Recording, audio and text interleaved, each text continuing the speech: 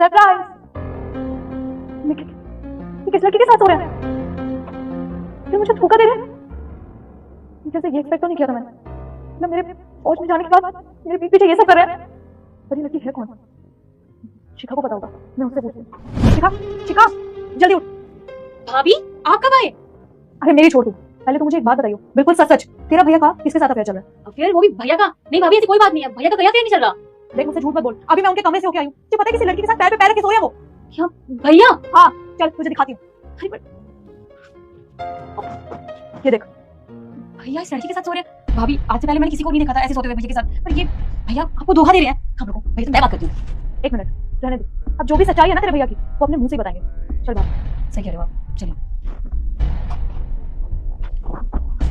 भाभी आप परेशान मत होइए, मैं बुलाती हूँ भैया को। भैया, भैया बाहर आओ। क्या हुआ? बाहर आओ तो सही पहले। पागल हो गया क्या? इतनी सुबह सुबह आवाज क्यों लगा रही है? जाके देखना ही पड़ेगा। और तुम बाहर मत आना, समझी? जब तक मैं ना बुलाऊं।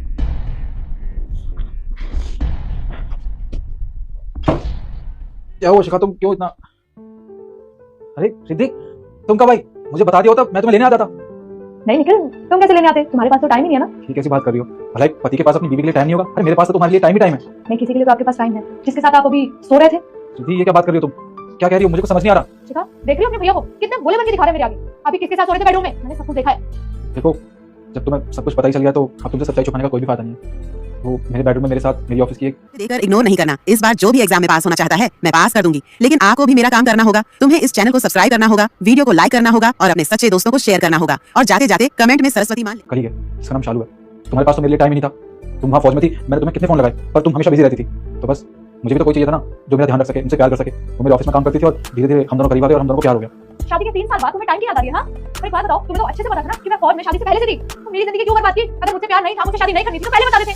जिस माशूका के साथ तुम सो रहे थे ना, अंदर बुलाओ उसे। ठीक है, जब तुम कह रही हो तो मैं बुला ही लेता हूँ। शालू, शालू बाहर आओ।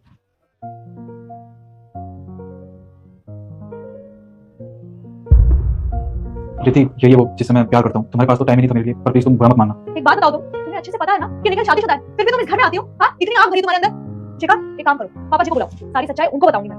पर पापा तो यहाँ है नहीं, वो तो गाँव गए हैं। वाह, मतलब ये सब प्री प्लान था कि मैं पापा को गांव भेज दूंगा और इनके फौज में जाने के बाद मैं यहाँ पे रंगलिया बनाऊंगा किसी और के साथ, है ना? कोई बात नहीं, तुम इससे प्यार करते हो ना? जा रही हूं मैं। सुनो, देखो तुम जा रही हो तो मैं तुम्हें रोकने वाला कोई नहीं होता। वैसे भी मैंने तुम्हारे साथ इतना बड़ा गुनाह किया है, तुम मुझे माफ नहीं करोगी। खैर, तुम जाने से पहले एक बार मेरा चेहरा तो देख लो।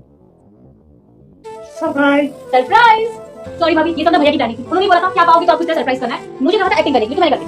सरप्राइज तो ठीक है, तुम लोगों ने मुझे डरा ही दिया। तो शिखा, बड़ी अच्छी एक्टिंग करने लगी हो तुम। तो है रिद्धि मुझे अच्छे से पता था आज मेरा जन्मदिन है तो तुम मुझे सरप्राइज देने के लिए जरूर आओगी।